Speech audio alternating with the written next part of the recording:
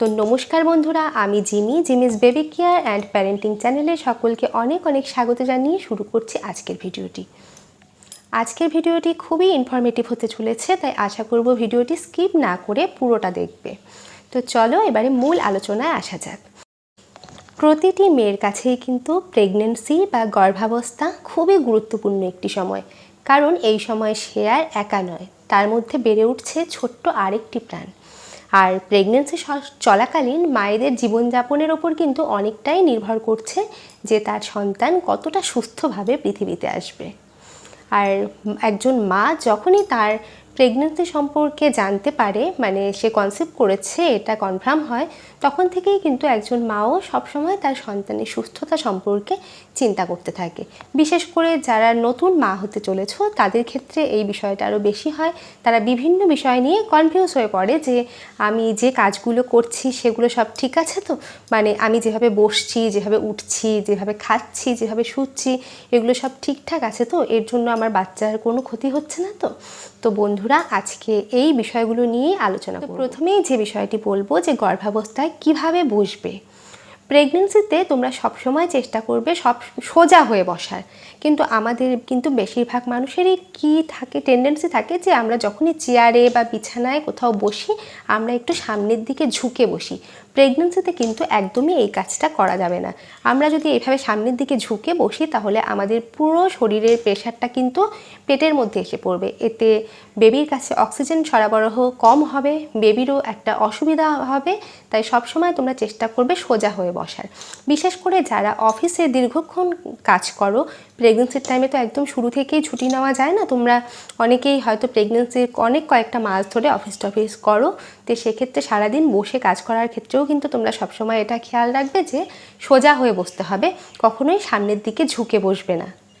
আর সবসময় সোজা হয়ে বসলে কি হয়, প্রেগনেন্সিতে যে কিছু কমন সমস্যা থাকে, পিঠে ব্যথা, কোমরে ব্যথা, সেই সমস্যাগুলোও কিন্তু অনেকটাই কম হয়। আর এরপরে বলি যে বসা থেকে যখন তোমরা উঠবে তখন কিন্তু কখনোই একেবারে ঝট করে উঠে পড়বে না। আগে তুমি চেয়ারে বা বিছানায় যেখানেই বসে আছো হাত দিয়ে একটু সাপোর্ট দিয়ে ধীরে ধীরে উঠবে। এতে কি হয়, পেটের উপর প্রেশারটা কম পড়ে। আর এই জিনিসগুলোকে কিন্তু প্রথম 3 মাসে মেনে চলাটা সবথেকে বেশি গুরুত্বপূর্ণ। কিন্তু আমাদের সকল মায়েদের ক্ষেত্রে এবং বাড়ির লোকেদের ক্ষেত্রেও একটা ব্যাপার কি হয় যে যতদিন না পর্যন্ত পেট বড় হচ্ছে ততদিন কিন্তু আমরা এই সমস্ত জিনিসগুলোর কেয়ার করি না। আমাদের একটা ধারণা থাকে যখন আর কি পেটটা বড় হয়ে যায়, প্রেগনেন্সিটা খুব বোঝা যায়, তখন থেকে আমরা এই বিষয়গুলোতে সাবধান হই।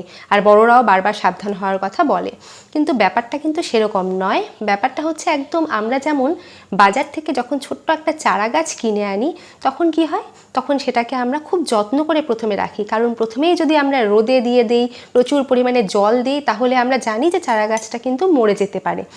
তাহলে প্রেগনেন্সিটাও ঠিক তাই, প্রথমে কিন্তু একদম ভ্রূণটা ছোট্ট থাকে, সেই সময় তাকে যত্নে রাখতে হয়। তাই প্রথম 3 মাসে কিন্তু মিসক্যারেজের সম্ভাবনাটাই সব থেকে বেশি থাকে, আর বেশি পরিমাণে হয়েও থাকে এই প্রথম 3 মাসে। তো ওই চারা গাছের মতন করেই প্রেগনেন্সির প্রথম 3 মাসটা কিন্তু খুব যত্নে থাকতে হয়, যেমন দীর্ঘক্ষণ বসে বসে ঘর মোছা, তারপরে এই ধরনের কাজ আর কি, যেগুলো পেটের উপর চাপ দিয়ে করতে হয়, তারপরে লং জার্নি করা। তো এই কাজগুলো কিন্তু করবে না, দীর্ঘক্ষণ একটানা বসে থাকাও ঠিক নয়। যদি বসে কাজ করতেও হয় সেক্ষেত্রেও একটু পরে পরে একটু হাঁটাচলা করে আসবে। একটা গাছ যখন বড় হয় তখন কি হয়, তার শিকড়টা ছড়িয়ে যায়, তখন কিন্তু আমরা তাকে রোদে রাখতে পারি, ডাইরেক্ট সানলাইটের মধ্যে রাখি, পর্যাপ্ত রোজ জল দিই, তখন কিন্তু তার মরে যাওয়ার সম্ভাবনা বা ঝিমিয়ে যাওয়ার সম্ভাবনাটা কম থাকে। তেমনই যখনই 4-5 মাস পেরিয়ে যায় প্রেগনেন্সির, তখন কিন্তু সেফ প্রেগনেন্সি হিসাবে ধরা হয়।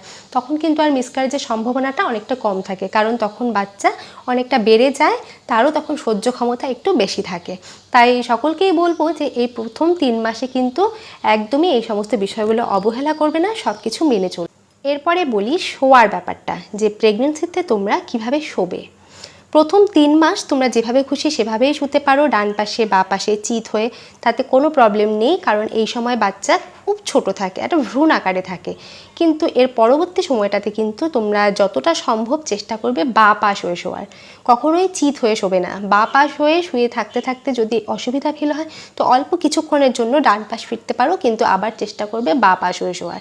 কারণ 8-9 মাস যখন হয়ে যায় তখন তো জরায়ুটা ভীষণ প্রসারিত হয়ে যায়, তখন সেই প্রসারিত জরায়ুর চাপ কিন্তু কিডনি, পাকস্থলী এগুলোর উপর পড়ে। আর চিত হয়ে শুয়ে থাকলে বাচ্চার অক্সিজেন সাপ্লাই কম হয় আর মেরুদণ্ডের উপরে সেই চাপটা পড়ে। তো এটা তোমরা সবসময় খেয়াল রাখবে যে যেন আমরা বাঁ পাশ হয়ে ঘুমোতে পারি। আর এই সময় পায়ের মাঝে বালিশ নেবে, এতে কিন্তু অনেকটা সুবিধা হবে। আর মেটার্নিটি পিলো তো কিনতেই পাওয়া যায়, সেগুলো ব্যবহার করতে পারো, এগুলোও কিন্তু এই সময় খুব উপকারে আসে। তো এটা সবসময় খেয়াল রাখবে যে বাঁ পাশ ফিরেই যেন শোয়া হয়, এবং যখন শোয়া থেকে উঠবে তখন যদি তোমরা ডান পাশ ফিরেও থাকো তাহলে আবার বাঁ পাশ ফিরে হাতে সাপোর্ট দিয়ে আস্তে আস্তে করে উঠে বসবে।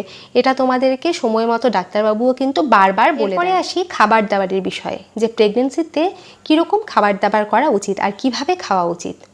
তো এই সময় কিন্তু একদম হেলদি খাবার দাবার খাওয়া উচিত, আনহেলদি খাবারকে এই সময় একেবারেই অ্যাভয়েড করতে হবে।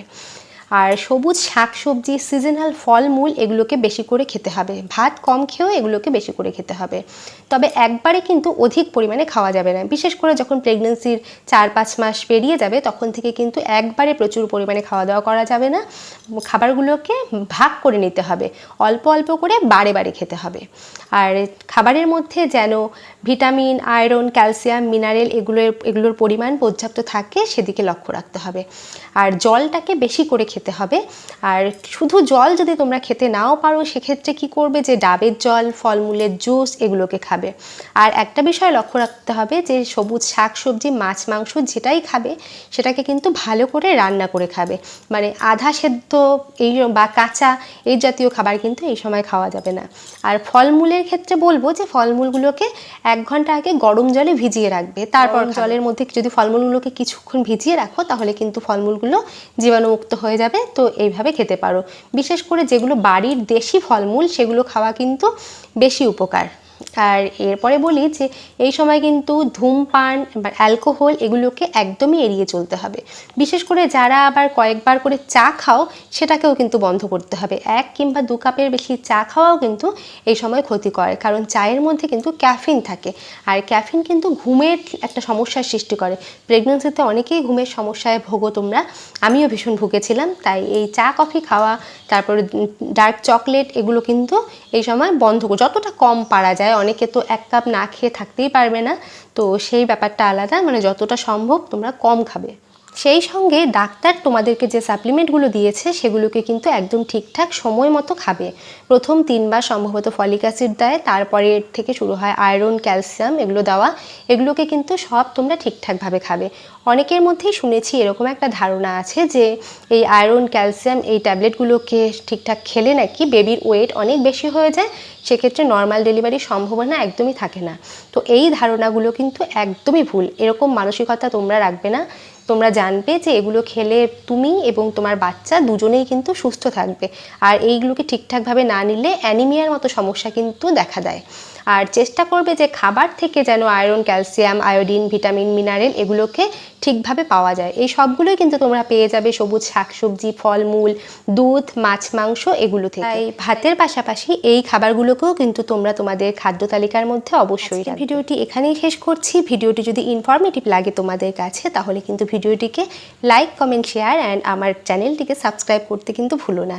আর সঙ্গে পাশে থাকা বেল বাটনটিকেও হিট করে দিও, তাহলে আমি পরবর্তীতে যখনই ভিডিও ছাড়বো নোটিফিকেশন তোমাদের কাছে পৌঁছে যাবে।